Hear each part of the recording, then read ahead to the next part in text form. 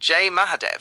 आज हम बात करेंगे गुरु पूर्णिमा के पावन पर्व की, जो इस वर्ष 10 जुलाई गुरुवार को मनाया जाएगा। यह दिन गुरु और शिष्य के पवित्र संबंध को समर्पित एक महापर्व है। गुरु पूर्णिमा भारतीय संस्कृति में ज्ञान, परंपरा और गुरु के प्रति श्रद्धा का प्रतीक है। आइए जानते हैं इस विशेष दिन का पंचांग और इसके गहरे महत्व को।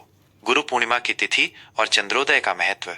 गुरु पूर्णिमा आषाढ़ मास की पूर्णिमा तिथि को मनाई जाती है। यह वो समय होता है जब प्रकृति भी एक विशेष ऊर्जा से भरी होती है और चंद्रमा अपनी पूर्ण कलाओं के साथ आकाश को प्रकाशित करता है। इस वर्ष पूर्णिमा तिथि का प्रारंभ 9 जुलाई बुधवार रात 9:37 बजे होगा। यह समय बुधवार रात को ही पूर्णिमा का अनुभव शुरू कर देगा, जिससे आध्यात्मिक ऊर्जा का संचार होने लगेगा। और पूर्णिमा तिथि का समापन 10 जुलाई गुरुवार रात 11:34 बजे होगा। इस प्रकार गुरु पूर्णिमा का उत्सव पूरे गुरुवार को मनाया जाएगा, जिससे गुरु पूजन और संबंधित अनुष्ठानों के लिए पर्याप्त समय मिलेगा। चंद्रोदय। गुरु पूर्णिमा की रात चंद्रमा शाम 7:23 बजे उदय होंगे। पूर्णिमा की रात्रि में पूर्ण चंद्र का दर्शन आध्यात्मिक साधना और ध्यान के लिए अत्यंत शुभ माना जाता है। इस दिन चंद्रमा अपनी 16 कलाओं से युक्त होकर अपनी पूर्ण आभा में होता है, जो मन को शांति और सकारात्मक ऊर्जा प्रदान करता है। माना जाता है कि पूर्णिमा की रात को चंद्रमा की किरणें विशेष रूप से लाभकारी होती हैं।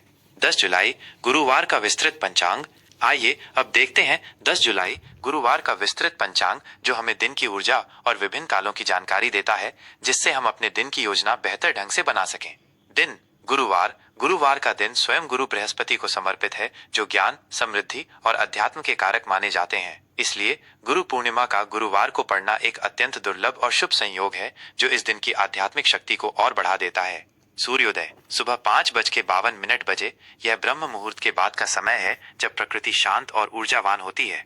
सूर्यास्त शाम 7:22 बजे। सूर्यास्त के बाद गुरु पूर्णिमा के चंद्र दर्शन का महत्व विशेष है। नक्षत्र 10 जुलाई को सूर्योदय के समय उत्तराषाढ़ा नक्षत्र रहेगा। ये सुबह 8:35 बजे तक रहेगा। उत्तराषाढ़ा नक्षत्र स्थिरता, नेतृत्व, ईमानदारी और उच्च लक्ष्यों की प्राप्ति के लिए शुभ माना जाता है। इस नक्षत्र में शुरू किए गए कार्य मजबूत नींव पर आधारित होते हैं। इसके बाद श्रवण नक्षत्र प्रारंभ हो जाएगा और ये पूरे दिन तथा अगली सुबह तक रहेगा। श्रवण नक्षत्र को वेदों के अध्ययन, ज्ञान प्राप्ति, सुनने की क्षमता, श्रवण शक्ति और आध्यात्मिक प्रगति के लिए बहुत ही शुभ माना जाता है। यह विद्या, कला, संवाद और शिक्षा संबंधी गतिविधियों के लिए उत्तम समय है। इस नक्षत्र में गुरु का आशीर्वाद विशेष रूप से फलदायी होता है। योग।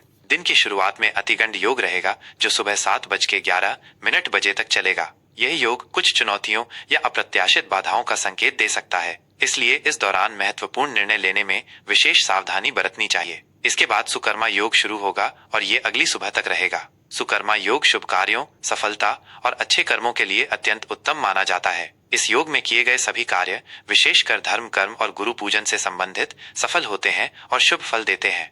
करण 10 जुलाई को सुबह 10:48 बजे तक बवकरण रहेगा। यह शुभ कार्यों के लिए अच्छा माना जाता है। इसके बाद बालवकरण रात 11:34 बजे तक रहेगा। यह भी शुभ और रचनात्मक कार्यों के लिए उपयुक्त है। और फिर कौलवकरण प्रारंभ हो जाएगा। ये करण दिन के विभिन्न हिस्सों में गतिविधियों को प्रभावित करते हैं और चंद्र तिथि के आधे भाग होते हैं। चंद्र राशि। इस पूरे दिन चंद्रमा मकर राशि में संचार करेंगे। मकर राशि में चंद्रमा का होना व्यक्ति को कर्मठ, अनुशासित, व्यावहारिक, जिम्मेदार और लक्ष्य उन्मुख बनाता है। यह समय करियर, लक्ष्यों, सामाजिक स्थिति और जिम्मेदारियों पर ध्यान केंद्रित करने के लिए बहुत अच्छा है। यह दिन आपको अपने उद्देश्यों के प्रति अधिक गंभीर और केंद्रित रहने में मदद करेगा।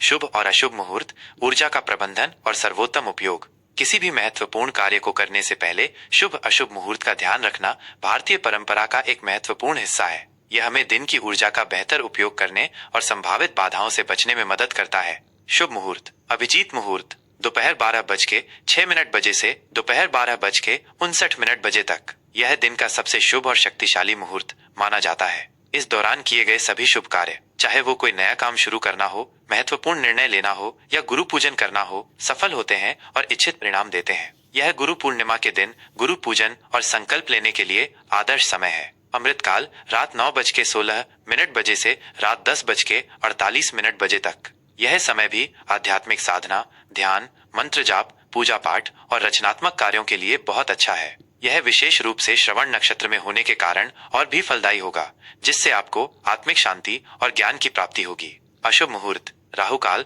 दोपहर 2:11 बजे से दोपहर 3:51 बजे तक। राहु काल को अशुभ माना जाता है और इस दौरान किसी भी नए या महत्वपूर्ण शुभ कार्य को शुरू करने से बचना चाहिए। ऐसा माना जाता है कि इस दौरान शुरू किए गए कार्यों में बाधाएं आ सकती हैं या वे अधूरे रह सकते हैं। यमगंड सुबह 5:52 बजे से सुबह 7:32 बजे तक। गुलिक काल सुबह 9:12 बजे से सुबह 10:52 बजे तक। दुर्मुहूर्त सुबह 10:18 बजे से सुबह 11:12 बजे तक और फिर दोपहर 3:36 बजे से शाम 4:30 बजे तक। इन अशुभ कालों में वाद विवाद, झगड़े या किसी भी नकारात्मक कार्य से दूर रहना चाहिए। गुरु पूर्णिमा का आध्यात्मिक और सामाजिक महत्व। गुरु पूर्णिमा केवल एक धार्मिक पर्व नहीं बल्कि ज्ञान और कृतज्ञता का पर्व है। ये दिन महर्षि वेद व्यास जी के जन्मोत्सव के रूप में भी मनाया जाता है, जिन्होंने वेदों का संकलन किया, पुराणों की रचना की और महाभारत जैसे महाकाव्य हमें दिए, जिससे हमें ज्ञान का अक्षय भंडार मिला। गुरु ब्रह्मा, गुरु विष्णु, गुरु देवो महेश्वरा, गुरु साक्षात परब्रह्म, तस्मै श्री गुरुवे नमः। ये श्लोक गुरु के महत्व को दर्शाता है कि गुरु ही हमें अज्ञान के अंधकार से ज्ञान के प्रकाश की ओर ले जाते हैं। गुरु ही हमें जीवन जीने की कला सिखाते हैं, सही मार्ग दिखाते हैं और हमें परम सत्य की ओर अग्रसर करते हैं। इस पावन दिन पर आप गुरुओं के प्रति अपनी श्रद्धा और कृतज्ञता व्यक्त कर सकते हैं। अपने गुरुओं का चरण स्पर्श कर आशीर्वाद ले सकते हैं, चाहे वे आपके माता पिता हों, जो आपके पहले गुरु हैं, शिक्षक हों, आध्यात्मिक गुरु हों या कोई ऐसा व्यक्ति जिसने आपको जीवन में सही राह दिखाई हो या महत्वपूर्ण ज्ञान दिया हो। उन्हें अपनी श्रद्धा अनुसार वस्त्र, फल, मिष्ठान या दक्षिणा भेंट कर सकते हैं। ये गुरु के प्रति आपकी कृतज्ञता व्यक्त करने का एक तरीका है और इससे गुरु का आशीर्वाद प्राप्त होता है। गुरु की दी हुई शिक्षाओं को अपने जीवन में उतारने का संकल्प ले सकते हैं और उनके बताए गए नैतिक और आध्यात्मिक मार्ग पर चलने का प्रयास कर सकते हैं। यही गुरु दक्षिणा का सबसे उत्तम स्वरूप है। मंदिरों में जाकर या घर पर ही गुरु मंत्रों का जाप कर सकते हैं, जैसे ओम गुरुवे नमः या ओम ब्रीम बृहस्पतये नमः। इससे गुरु ग्रह की कृपा प्राप्त होती है और बुद्धि तथा ज्ञान में वृद्धि होती है। ज्ञान का दान करना या जरूरतमंदों को दान पुण्य करना भी इस दिन बहुत शुभ माना जाता है, क्योंकि ज्ञान का प्रसार ही गुरु के प्रति सच्ची श्रद्धांजलि है। विद्या दान सबसे बड़ा दान माना गया है। गुरु पूर्णिमा का ये पावन पर्व आपके जीवन में ज्ञान, शांति, समृद्धि और गुरु का असीम आशीर्वाद लाए। जय महाकाल। अगर आपको ये जानकारी पसंद आई हो तो इस वीडियो को लाइक करना न भूलें, अपने दोस्तों और परिवार के साथ शेयर करें और ऐसी ही और जानकारी के लिए हमारे चैनल को सब्सक्राइब जरूर करें। धन्यवाद।